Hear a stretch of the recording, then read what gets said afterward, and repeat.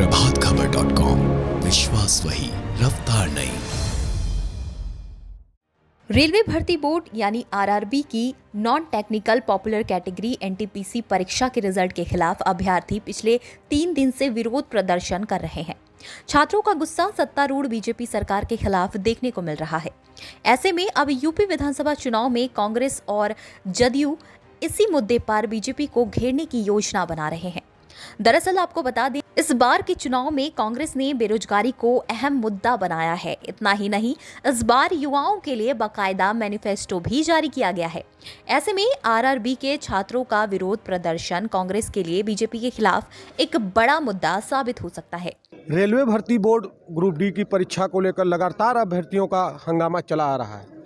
पहले बिहार, अब यूपी प्रयागराज में भी देखने को मिला कि इन अभ्यर्थियों द्वारा हंगामा किया गया। ऐसे में बार बार सरकार द्वारा परीक्षाओं का डेट रद्द कर दिया जाना। आइए बात करते हैं कांग्रेस के प्रदेश प्रवक्ता अशोक सिंह जी से कि इनके क्या विचार हैं इस पर। 2014 में देश ने जनमत दिया मोदी जी को, और मोदी जी ने देश के सामने कहा, न खाऊंगा न खाने दूंगा, काला धन आएगा, 2 करोड़ रोजगार दूंगा। सरकार बनी, देश के प्रधानमंत्री की पार्टी के राष्ट्रीय अध्यक्ष द्वारा ये कहा गया, ये जुमला है। तो कहीं ना कहीं आप देखिए, डबल इंजन की सरकार उत्तर प्रदेश में जो भर्तियां हुई हैं उसमें पर्चा लीक होना, रेलवे की भर्तियों में, और जिस तरीके से नौजवान अपनी हक की बात कर रहा है, नौजवानों की आवाज़ दबाना, रातों में उस मतलब अपनी आवाज़ कहने का भी हक नहीं है। जो संविधान देश के प्रधानमंत्री को अधिकार देता है, वही संविधान आम आदमी को अधिकार देता है अपनी बात कहने का, नौजवानों को अधिकार देता है, आम आदमी को अधिकार देता है, किसानों को अधिकार देता है। जिस प्रदेश में 700 से ज़्यादा किसानों की शहादत हो गई और देश के प्रधानमंत्री कहते रहे एक फ़ोन कॉल का इंतज़ार है, तो यही हालत है। आज रोज़गार के नाम पर देश के नौजवानों को ठगा जा रहा है, और ठगा इसलिए जा रहा है कि जो 2014 में जो देश के प्रधानमंत्री ने सपने दिखाए और सपने दिखाकर नौजवानों को ठगा गया। आज तक ही बात करें, कहाँ गए लोगों को रोज़गार? आज क्यों नहीं जो भर्तियां हो रही हैं वो सफल तरीके से हो रही हैं? कभी कोई घोटाला निकल कर आता है, कभी कोई घोटाला निकल कर आता है, कभी कोई घोटाला निकल कर आता है। आखिर जिम्मेदारी किसकी है और जवाबदेही किसकी है? संवैधानिक पदों पर बैठने वाले व्यक्ति की जिम्मेदारी नहीं होती, जवाबदेही नहीं होती? क्या केंद्र सरकार की जवाबदेही नहीं है? क्या उत्तर प्रदेश की सरकार की जवाबदेही नहीं है? क्या बिहार की सरकार की जवाबदेही नहीं है? ये जवाबदेही से सरकार क्यों पीछे भाग रही है? कांग्रेस पार्टी लगातार ही कहती आ रही है कि झूठ और फरेब की सियासत बंद होनी चाहिए, और लगातार हम कहते आ रहे हैं, प्रियंका गांधी जी लगातार कहती आ रही है कि झूठ और फरेब की सियासत बंद होनी चाहिए। उत्तर प्रदेश में वर्तमान में चुनाव है, ऐसे में इन अभ्यर्थियों का क्या असर पड़ेगा चुनाव को? असर नहीं पड़ेगा। उत्तर प्रदेश का नौजवान अगर करवट ले लिया है तो यही योगी सरकार है जो लाठी चला रही है। हक मांगने पर हमारी बेटियों को रात के 12 बजे जला दिया जाए, हमारी बेटी को, और वो भी दलित की बेटी को न्याय न मिले। सवाल इस बात का है कि उत्तर प्रदेश में हक मांगने पर लाठी मिल जाती है, और ये लाठी की आवाज़, कहते ऊपर वाले की लाठी में आवाज़ नहीं होती है। तो निश्चित तौर पर नौजवानों के साथ जो धोखा किया है, किसानों के साथ धोखा किया है, और सबसे बड़ी बात है कि आम जनमत के साथ धोखा किया है आपने, तो निश्चित तौर पर परिवर्तन के संकेत है। बहुत सारे प्रयोग उत्तर प्रदेश की जनता ने जाति, धर्म, मजहब के नाम पर किए। अब कोई परिवर्तन नहीं चाहते। मैं डंके की चोट पर कह सकता हूँ कि 10 मार्च को हम एक नई सरकार प्रियंका गांधी के नेतृत्व में देने जा रहे हैं। ये बात करते हैं जेडीयू के अनूप सिंह पटेल जी से, बात करते हैं और इनकी राय जानते हैं। ऐसा है, जो रेलवे की भर्ती हैं, युवा हमारे देश का भविष्य हैं, और ये सब गरीब परिवार से बच्चे आते हैं। जो डी क्लास की सर्विस है उसमें गरीब किसान हैं, मजदूरा है, उनके बच्चे आते हैं। कैसे कैसे कहाँ से पैसा इकट्ठा करके लाते हैं, तब उनकी फीस जमा करते हैं, तब फार्म डालते हैं। तो हम सरकार से यही कहना चाहते हैं कि इन सब चीज़ों पे इन विद्यार्थियों को बैठ के बुला के इनसे इनकी समस्या का समाधान मिल बैठ के करना चाहिए, ना कि एकदम डायरेक्ट उनकी जो भर्ती की परीक्षाएं उनको रद्द किया जाए। लगभग 1.5 साल से अभ्यर्थी परेशान हैं। ये बहुत बड़ी समस्या है। बताया नहीं कि किसान के बच्चे हैं, मजदूरा के बच्चे हैं, अब वो पैसा कहाँ से? मजदूर तो मजदूरी करके ला रहा है, किसान कहीं कर्ज करके ला रहा है तो बच्चों को देता है तो वो फार्म भरते हैं और सरकार उसको परीक्षा को रद्द कर देती है। तो ये बहुत बड़ी समस्या है। ऐसे कैसे देश का भविष्य आगे बढ़ेगा? तो सरकार से हमारी यही अपील है कि विद्यार्थियों को बैठाल के उनकी राय लेके उनकी समाधान करना चाहिए। ऐसे में चुनाव पर कितना असर पड़ सकता है अभ्यर्थियों द्वारा? भाई नौजवानों की बेरोजगार नौजवानों की समस्या होगी तो चुनाव पे तो बहुत असर पड़ेगा। क्यों करेगा वो वोटिंग? वोटिंग करेगा तो वो कोई फेवर में किसी के करेगा? तो जब उसकी समस्या समाधान नहीं होगा तो वो डिसफेवर में करेगा समस्या। कहीं ना कहीं वर्तमान सरकार पर असर पड़ेगी। देखो सरकार वर्तमान की हो या पहले की हो, असर तो सब पे पड़ेगा। जब सरकार है तो सरकार पे ही असर पड़ेगा, सरकार ही कर रही है तो, और किसी पे तो पड़ना नहीं है। अभी चुनाव रद्द अभी होगा तो अभी की सरकार पे पड़ेगा। आइए इस विषय पर हम बात करते हैं समाजवादी पार्टी के सांस्कृतिक प्रकोष्ठ के प्रवक्ता आशीष यादव कमला जी से।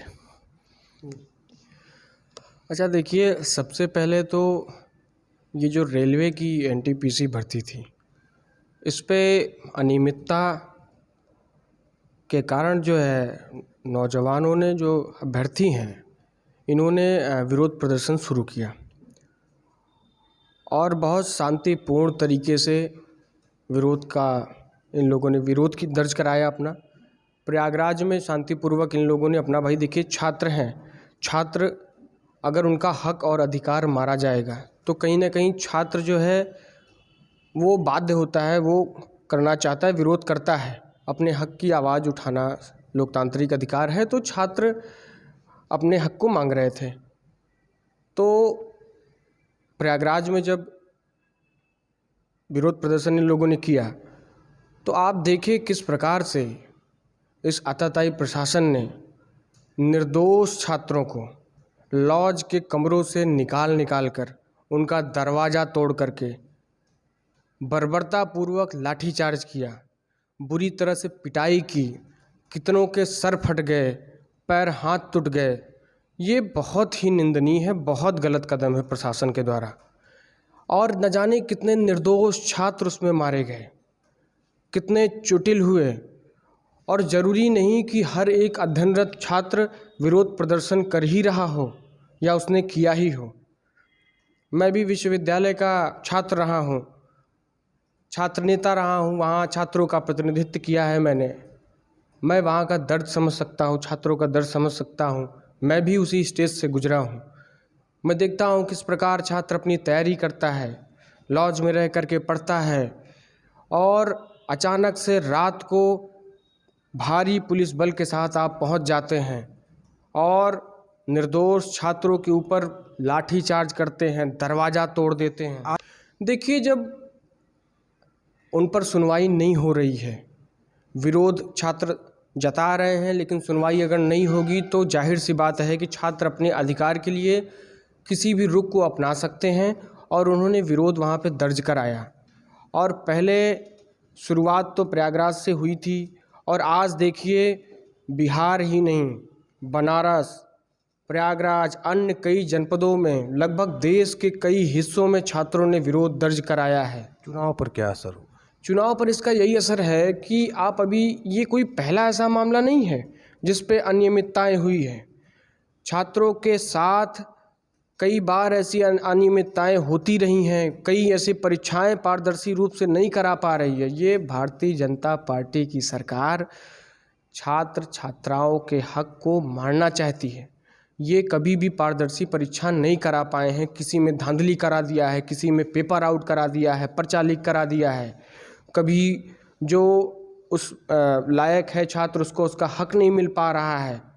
तो इस तरीके की चीज़ें इस सरकार में, केंद्र की सरकार हो चाहे राज्य की सरकार हो, कहीं की भी कोई वैकेंसी आई हो वो पारदर्शी रूप से नहीं हो पाई है। छात्र कई बार, प्रयागराज में कई बार छात्रों ने इसके खिलाफ जो है विरोध प्रदर्शन किया। टेट की परीक्षा लीक हुई, उस पर छात्रों ने रात को 11 बजे 12 बजे थाली बजा करके, सड़क पर उतार कैंडल मार्च करके उन लोगों ने विरोध दर्ज कराया। अगले दिन प्रशासन ने चिन्हित करके सबके ऊपर मुकदमे डाल दिए। ऐसे में क्या होना चाहिए था? ऐसे में होना चाहिए था कि छात्रों की मांगों को सुना जाए, छात्र आखिर चाहते क्या है, एक कमेटी बना दी जाए और छात्रों का प्रतिनिधित्व करने वाले लोगों से मिला जाए, उनकी क्या मांगे हैं उनको सुना जाए, विचार किया जाए कि किस तरीके से भर्ती को पारदर्शी रूप से कराया जाए। इस पर विचार होना चाहिए। छात्रों के हक को नहीं मारा जाना चाहिए। आपने देखा, हमने विभिन्न पार्टियों के पदाधिकारियों से बातचीत की और जैसे जैसे समय बीत रहा है वैसे वैसे छात्रों का आंदोलन भी बढ़ रहा है। बिहार से शुरू हुआ, उत्तर प्रदेश में अब कई जिलों में छात्रों ने अभ्यर्थियों के समर्थन में जुलूस निकाल रहे हैं। बने रहिए प्रभात खबर के साथ। प्रभातखबर.com, विश्वास वही, रफ्तार नई।